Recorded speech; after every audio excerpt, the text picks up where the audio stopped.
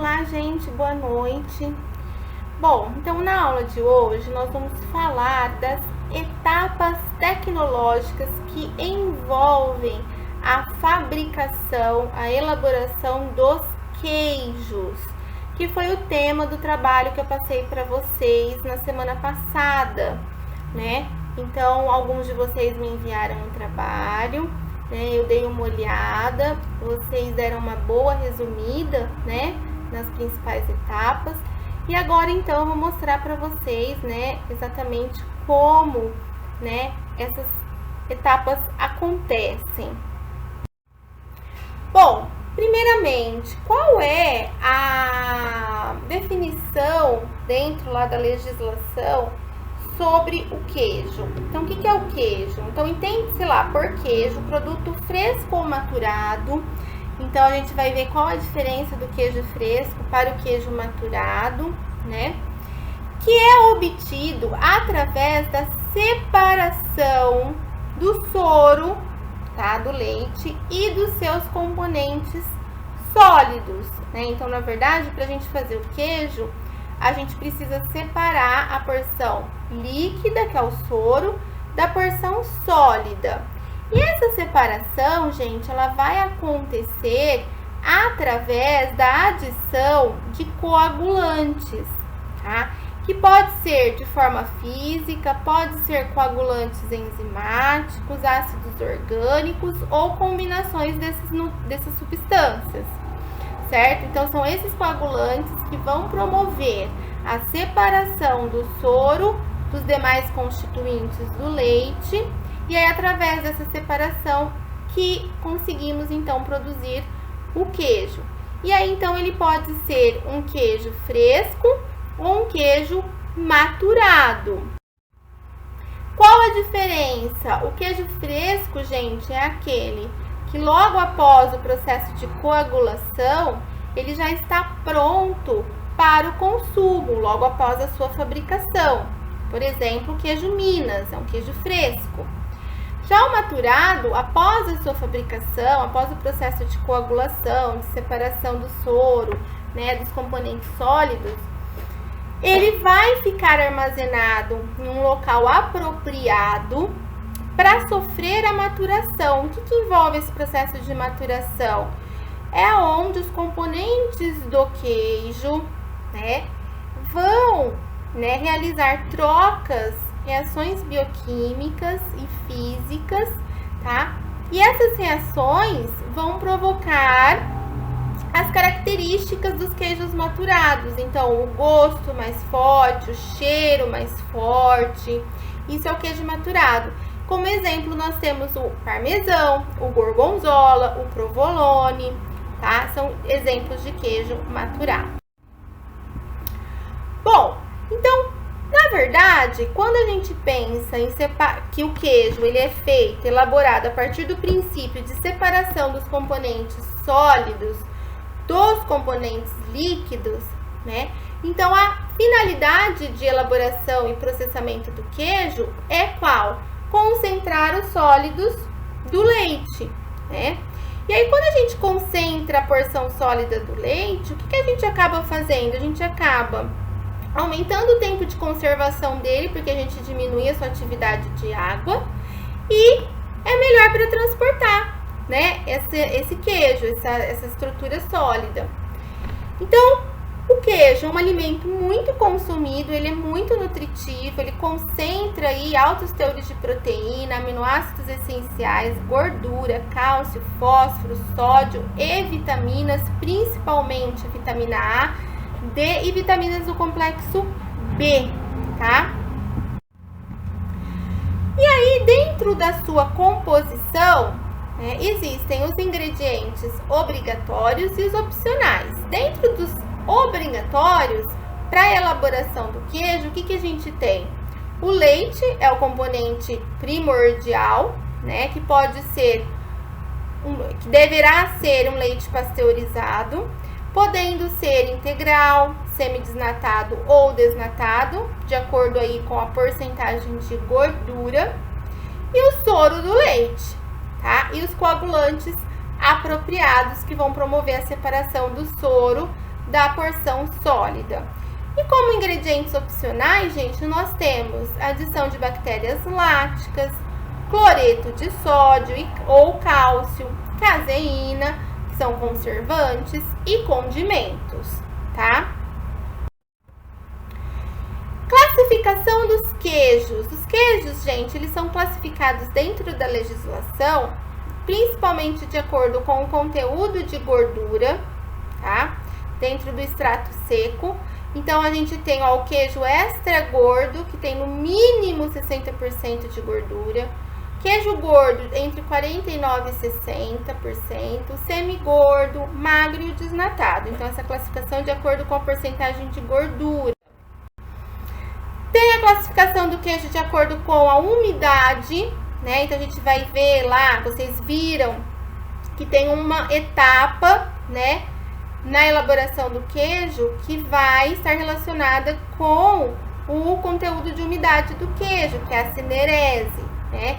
Então, a gente tem os queijos que tem baixa umidade, e aí a pouca umidade torna aquela massa mais dura, mais seca, né? O de média umidade, olha lá, tem a massa semidura, alta umidade, que é um queijo mais macio, e muita alta umidade, que é o queijo com uma massa mais mole. Então, a massa do queijo mais mole ou mais seca, mais dura, está relacionada com o conteúdo de umidade, né?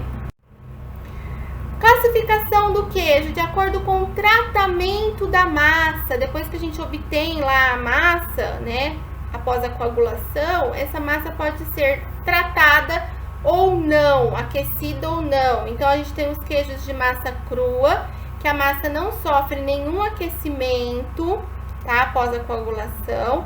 Os queijos de massa semi-cozida, onde a massa sofre um pequeno aquecimento lá de no máximo 45 graus. E os queijos de massa cozida, onde a massa sofre um aquecimento maior, superior a 55 graus. E de acordo com a forma de obter essa massa, de separar a massa do soro. Então, a gente tem a massa obtida através do coalho, né? Então, acontece a precipitação por coagulação enzimática, tá? Então, aí a gente tem exemplos, o queijo prato, o queijo Minas e o mussarela. Então, a gente obtém a massa dele através da coagulação enzimática. A massa pode ser obtida através de uma fermentação por adição de micro-organismos, bactérias láticas, que vão acidificar o meio e provocar a coagulação. Exemplo, o queijo cottage, né? O cottage, o creme cheese, é um exemplo de massa obtida por fermentação. E a massa extraída do soro através da utilização de calor, tá? Um exemplo típico é a ricota. Então, você vai, através do calor, conseguir a precipitação e separação do soro e da massa, ok?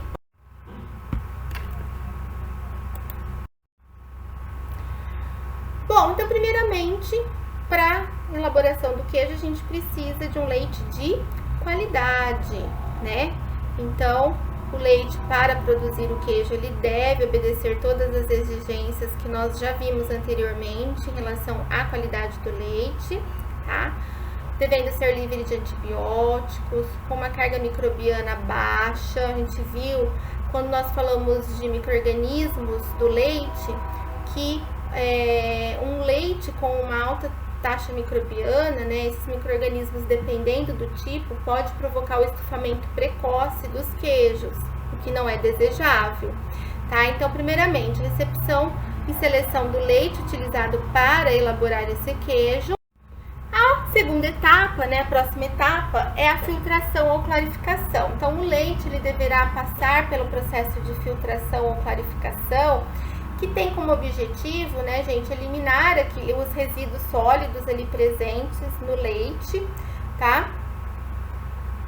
E lembrando que o leite usado para elaboração de queijo, ele não deve ser homogeneizado, tá, gente? Porque nós vimos que o processo de homogeneização, ele acaba quebrando os glóbulos de gordura, tá? e aí ele enfraquece depois o coágulo, tá? O coágulo, desculpa. E aí depois lá nas outras etapas a gente vai ter perda de gordura e perda de proteínas do soro, tá? Isso não é desejável na elaboração do queijo. Então, o leite não deverá ser homogeneizado. Ele vai passar por essa etapa de filtração e clarificação, onde nessa clarificação ocorre uma padronização do teor de gordura, como a gente já tinha comentado, tá? E a filtração eliminando os resíduos ali sólidos presentes, tá? Bom, padronização. A padronização é a etapa que a gente vai padronizar, óbvio, né, a composição do leite em relação à gordura e extrato seco, tá? Então, a gente vai aí contrabalancear a porção de gordura e extrato seco para que a gente tenha um queijo de qualidade, tá? A gordura, gente, é um componente muito importante no queijo, porque ela que vai proporcionar cor, consistência, sabor, tá? Retenção de umidade.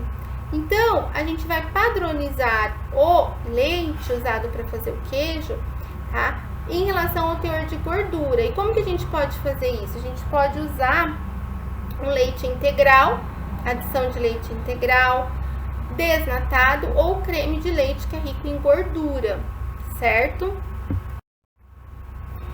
Em seguida, gente, a padronização nos teores de gordura, nós vamos pasteurizar esse leite, tá?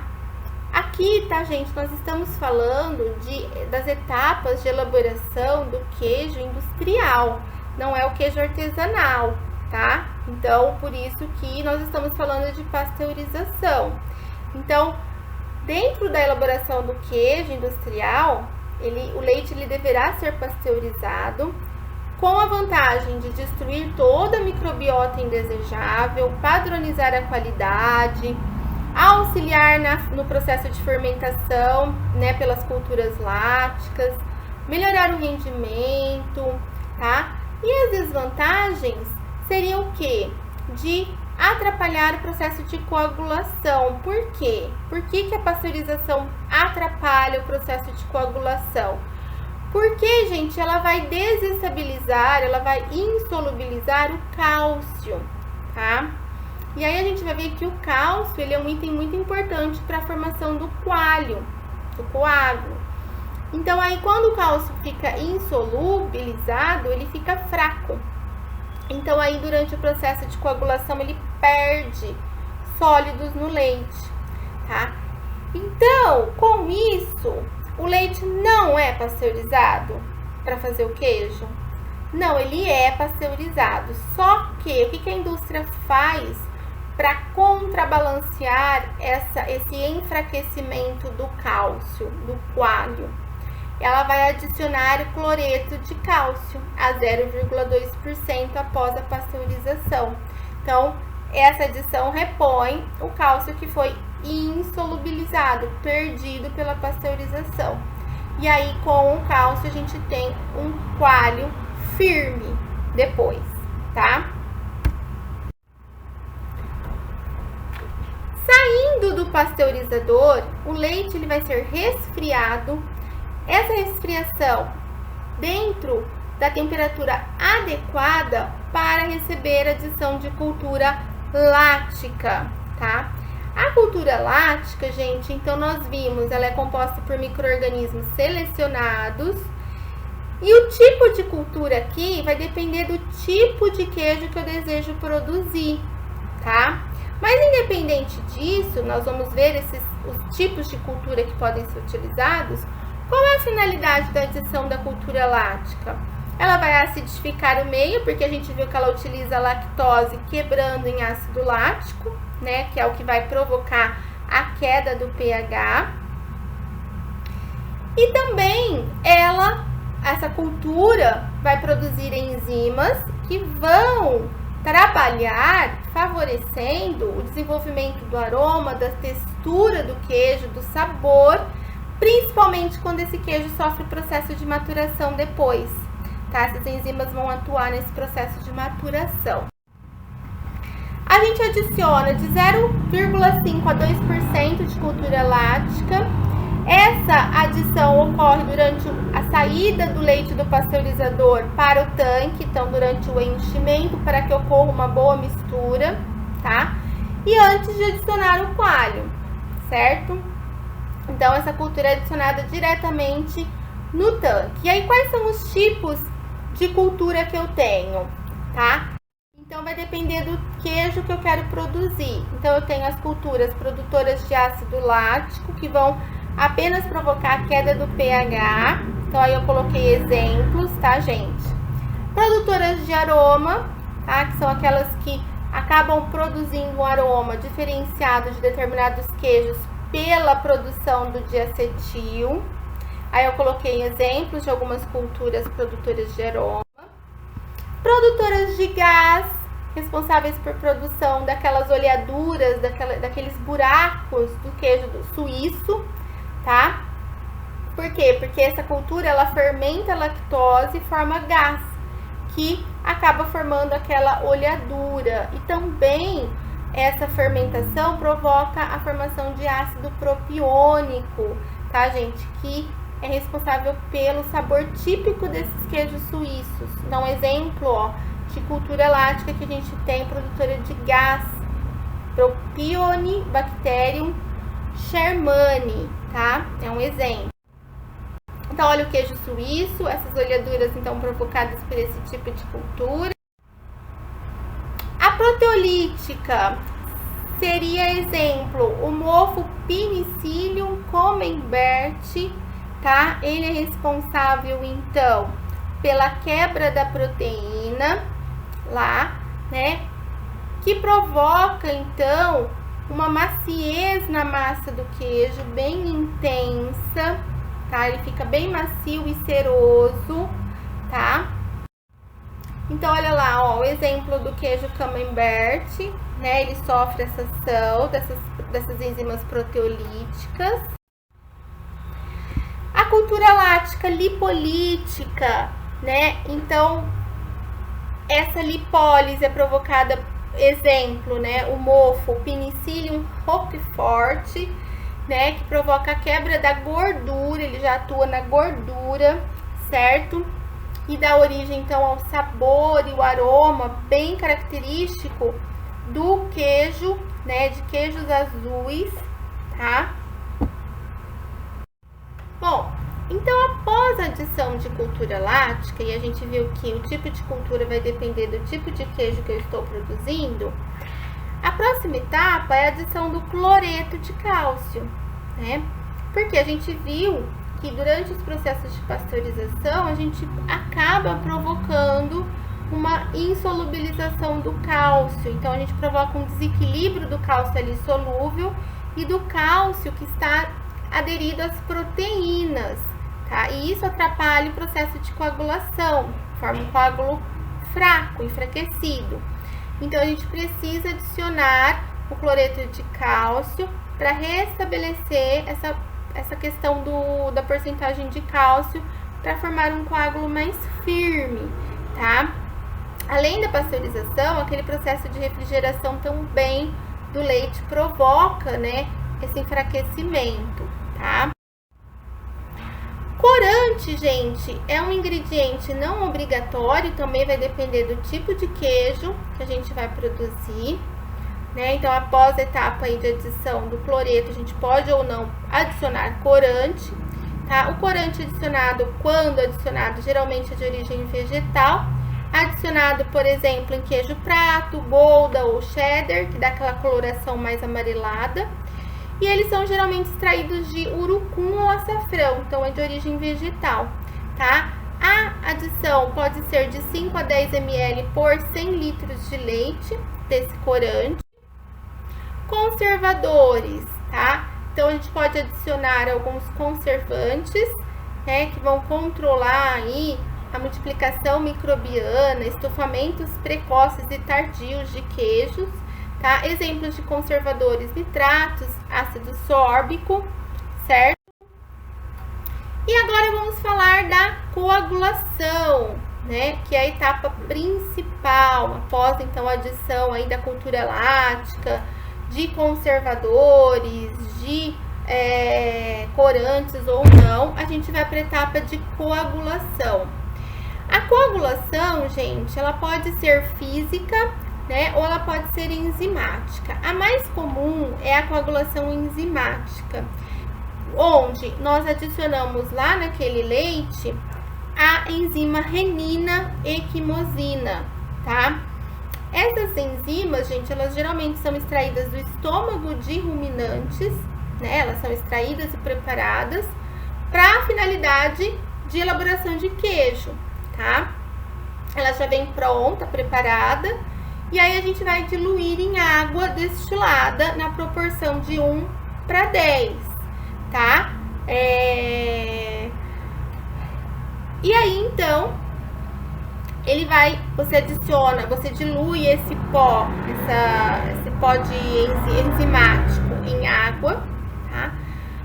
Antes de adicionar diretamente no leite, para evitar uma proteólise muito intensa e formação de grumos, tá, gente? E essa água usada para diluir esse pó, né, dessa enzima, deve ser isenta de cloro, ok? Bom, então qual que é o objetivo da gente adicionar essa enzima e formar esse coalho? O objetivo, gente, é unir as micelas de proteína, de caseína, com água e gordura, né? Por quê? Porque essa enzima, ela promove a quebra das micelas de caseína. E aí possibilita, né, com que essas caseínas se unam com água, com moléculas de água e de gordura. E aí essa aglomeração é o que forma o gel, né? O coágulo. E aí, então, esse coágulo, gente, ele fica parecendo uma gelatina, ele tem uma consistência de um gel, tá? E para acontecer essa formação desse gel, geralmente demora aí de meia hora a 40 minutos a temperatura de 35 graus. Bom, então o coágulo, ele vai ser firme como uma gelatina, certo? E ele se forma, então, uns 40 minutos após a adição da enzima. E aí, gente, quando esse coágulo está firme, né? Quando ele for fracionado, o que vai acontecer? Ele vai expulsar o soro, tá? Ele se contrai, esse coágulo, e expulsa o soro que se reteve ali na caseína, tá? Esse processo é chamado de cinerese, tá? Essa expulsão do soro, quando eu corto o coágulo, desculpa, né? E aí ele expulsa o soro, esse processo é chamado de cinerese. E aí, gente, a cinerese, ela deverá ser controlada em relação ao tipo de queijo que se está produzindo. Como assim? Eu estou produzindo um queijo com uma massa mais seca, tá? A minha cinerese deve ser mais intensa ou menos intensa? Mais intensa. Eu tenho que tirar, né, quase que toda a quantidade de soro presente ali naquela massa. Agora, se eu estou produzindo um queijo com uma massa úmida, né, por exemplo, um queijo Minas, a cinerese dele, a extração do soro, ela deve ser menor, ok? Ponto de corte, o que vai determinar, tá, essa cinerese mais intensa ou menos intensa, de acordo com o tipo de massa do queijo que eu estou produzindo, é o ponto de corte do coágulo, tá? Quando que eu vou realizar o corte para realizar a extração do soro? No momento certo. Qual é o momento certo? Como que eu vou saber? Geralmente, gente, para saber se ele está num ponto de corte ideal, esse processo de cinerese, a gente enfia uma espátula naquele coágulo, tá? Naquele gel, tá? E aí a gente emerge ela para cima, e aí ela vai formar um vinco, né? um risco, uma quebra ali no coágulo de forma inteiriça, tá? E aí eu sei que então aquele coágulo tá num ponto de corte adequado para que a gente realize a cinerese, tá? E por que é importante a gente achar esse ponto de corte certo? Porque se ele for realizado antes, eu tenho perda de caseína e de gordura, tá? Durante a cinerese. Então, a gordura e a proteína saem junto com o soro. E aí eu tenho perda de rendimento. E se eu realizar essa cinerese muito tardiamente, esse coágulo vai se tornar muito rígido e vai dificultar a dissora. Então, o queijo vai ficar com uma umidade maior, tá? Então, aqui, ó, o que eu falei pra vocês, né? Então, aqui tá o coágulo, né? Do lado esquerdo aqui, a gente enfiou uma espátula, ó, e quando ele faz esse vinco inteiriço, como a gente tá vendo aqui, essa quebra inteiriça do coágulo, é significativo que o ponto de corte está adequado, certo? Então, aí a gente pode realizar o corte dessa massa. Essa etapa do corte, gente, né? Ela deverá ser realizada imediatamente após o coágulo ter atingido o seu ponto de corte, para que a gente tenha uma cinerese adequada, uma dessora da massa adequada. E aí, gente, é nessa etapa que eu vou determinar o tipo de queijo que eu vou produzir. Por quê? Porque é o tamanho dos fragmentos que eu vou cortar que vai me dizer, que vai determinar se a massa vai ser mais seca ou se a massa vai ser mais úmida. Então, quanto menor os grãos que a gente cortar, maior a cinerese, mais soro eu vou extrair daquele coágulo e futuramente mais seca vai ser a minha massa. E aí, isso ao contrário, quanto maior for os grãos, menor a dissora, mais úmida vai ser a minha massa, tá? Isso aqui, ó, é uma espátula de corte utilizada para cortar o coágulo, né, e realizar essa dessora. E aí, em seguida, então, após a realização do corte, nós vamos aquecer para queijos do tipo duro. Por que a gente aquece apenas para queijos do tipo duro? Porque o aquecimento aqui, gente, ele acelera a dessora, ele acelera esse processo dessa saída do soro, tá? Então, a gente vai elevar a temperatura, realizando um cozimento dessa massa, aumentando a cinerese, e aí a massa fica, então, mais dura, mais seca, tá? O aquecimento, além dele fazer esse controle da cinerese, ele inibe o crescimento de micro-organismos indesejáveis, tá? E aí, a temperatura usada para esse aquecimento vai depender do tipo de queijo. Então, se eu quero um queijo de massa semi-cozida, eu aplico um aquecimento de 35 a 42 graus. Se eu estou fabricando um queijo de massa cozida, 45 a 47, tá? E aí, esse cozimento é realizado com água quente ou vapor de água. Bom, então, em seguida, nós vamos separar o soro da massa, né? Essa operação, gente, é feita no próprio tanque ali de fabricação. Então, a gente retira aquele soro em excesso com uma bomba de sucção, né? Ou o tanque é um tanque dessorador, tem um fundo falso ali, que vai eliminar todo aquele resíduo de soro. Após esse processo, a gente vai para a pré-prensagem da massa. Então, nessa etapa, a gente vai realizar uma cinerese mais intensa, tá? Porque a gente vai unir a massa num bloco compacto, tá? Então, a gente vai prender essa massa e, com isso, a gente consegue eliminar o soro residual, tá? Essa etapa também é realizada no próprio tanque de fabricação ou no tanque dessorador, onde a gente submete a massa a uma ligeira pressão física, ou também pode ser utilizado uns pistões hidráulicos. Então, aqui, ó, a gente tem os tanques dessoradores, né? Então, é onde a gente prensa a massa, né? E aí, ajuda no processo de dessoragem. Em seguida, então, a gente vai para enformagem ou moldagem do queijo. O que é isso? A gente vai colocar aquela massa, né? numa forma, dependendo do tipo de queijo que eu for produzir, tamanho, formato, tá? Geralmente são formas de plástico e que elas são todas furadinhas para que o processo de dessoração continue, tá? Para tirar o excesso. Bom, em seguida, nós vamos para a prensagem, tá? Então, a massa já dentro das forminhas, elas vão ser submetidas a uma pressão para que os grãos se unam na massa, formando uma massa homogênea, tá?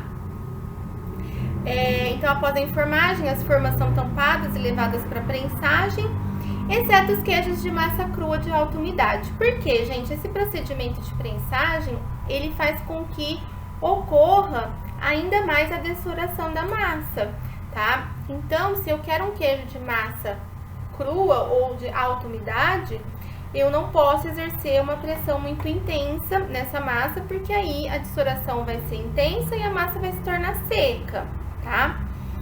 E aí, então, esse processo, além de finalizar a dessoração, ela vai definir o formato do queijo, a completa dessora, deverá ser aplicada uma pressão de 5 a 30 vezes acima do peso do próprio queijo por 3 a 20 horas. Esse tempo vai depender do tipo de massa, tá? Essas formas deverão ser invertidas para que fique homogênea essa prensagem. E elas podem ser individuais, essas prensas, ou elas podem ser coletivas, horizontais ou verticais. Então, aqui, ó, um modelo de prensagem. Então, dentro dessas vasilhas brancas estão os queijos nas formas dessoradoras. E ali o que ele está colocando, né, aquela estrutura de aço, é a prensagem. Então, ela vai exercer uma força ali sobre os queijos, promovendo, né, a dessoração, a união, a compactação da massa do queijo. Em seguida, após esse processo, nós vamos salgar o queijo, a massa, tá? Então, a salga, ela não é só um item para realçar o sabor, mas também vai participar do processo de cura dos queijos, vai participar das reações bioquímicas que podem acontecer lá no processo de maturação, no desenvolvimento de micro-organismos, tá? Pode tanto favorecer micro-organismos benéficos, quanto inibir o desenvolvimento de uma microbiota indesejável. Também vai colaborar para o desenvolvimento do sabor, do aroma, da textura do queijo. Por que da textura? Porque o sal, né, ele adere à umidade, então ele controla a umidade, tá? O sal absorvido por osmose na superfície do queijo é uma técnica usada para salga, tá? Ou então, aplica-se uma salmoura, que é a água com sal, tá? Então, a gente tem a salga seca, que é a aplicação do sal na superfície do queijo, e aí essa massa vai absorvendo aos poucos esse sal, tá? E a úmida, que é a salmoura. Existem locais, indústrias que usam a técnica combinada, tá, gente? Então, usa-se a salga seca combinada com a salga úmida. E aí, depois, dependendo do tipo de queijo, ele vai para a etapa de cura ou maturação, né? Então, o queijo é colocado em câmaras de maturação apropriadas, a uma temperatura adequada, oxigenação, luminosidade, tá? Aonde ele fica ali mantido por um determinado período. Com qual finalidade? Com a finalidade de que os próprios componentes do queijo, os próprios micro-organismos, aquelas bactérias que foram adicionadas, reajam ali, tá? Para que ocorra o desenvolvimento de sabor, de textura, palatabilidade, até mesmo conservação, a cor dos queijos, tá? A temperatura e a umidade dessas estufas, dessas câmaras de maturação, geralmente é de 10 a 15 graus, tá? Porque essa temperatura vai controlar a multiplicação microbiana. E as temperaturas elevadas, geralmente elas provocam um sabor muito forte, desagradável no queijo. Por isso que é ideal essa temperatura de 10 a 15 graus dessas câmaras de maturação de queijo. Bom, as enzimas também nesse processo de maturação, elas vão atuar ali, tá? E elas vão atuar principalmente na decomposição de 3 componentes principais do queijo: a lactose, a proteína e a gordura, tá? Então, essa degradação que as enzimas provocam nessa fase de maturação, nesses componentes do leite, que provocam, né, o desenvolvimento dos sabores, odores típicos de cada queijo. O tempo de cura ou maturação depende, gente, do tipo de queijo. Ele pode variar de 20 dias até 15 meses. Após a maturação, ou se esse queijo não passou por essa etapa, ele deverá ser embalado. A embalagem deve proteger higienicamente o queijo, óbvio, evitando o crescimento microbiano. Evitar perda de umidade. A embalagem, logicamente, vai variar de acordo com o tipo de queijo, a exigência do mercado. Então, se vocês forem no mercado, vocês vão ver que para cada tipo de queijo há uma embalagem diferente, e isso vai influenciar muito no sabor, na consistência, tá? Tá lá, os queijos duros, existem queijos duros que não precisam nem de embalagem, né? Se vocês forem nos mercados, vocês podem até ver queijos sem embalagem, porque ele forma uma casca bem grossa, né? Que vai impermeabilizar o que tem no interior do queijo, tá, gente? Então, essa questão da embalagem vai depender muito do tipo de queijo.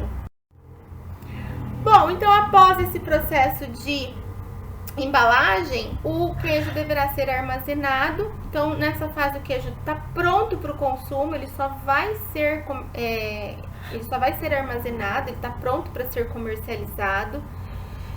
Temos que lembrar que o tempo de armazenamento do queijo é inversamente proporcional ao teor de umidade. Ele vai diminuindo o teor de umidade conforme o tempo que ele vai ficando armazenado.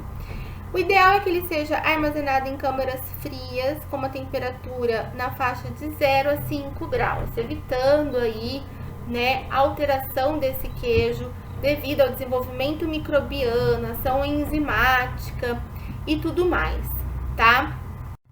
Bom, pessoal, então terminamos aí as etapas tecnológicas de fabricação do queijo. Lembrando que essas etapas, tá, gente, elas envolvem as etapas básicas, tá? Mas como eu citei, dentro de cada tipo de queijo, tá, existe uma variação dessas etapas, tá? Mas essas são as etapas básicas que envolvem a elaboração dos queijos. E aí aqui eu deixo para vocês algumas questões para vocês responderem a respeito dessa aula, tá? E aí, se por um acaso tiverem dúvidas, surgirem dúvidas em relação às respostas, entrem em contato comigo que eu auxilio vocês, ok? Então, por hoje é só, tá? Espero que vocês tenham aí gostado, e qualquer dúvida, entre em contato.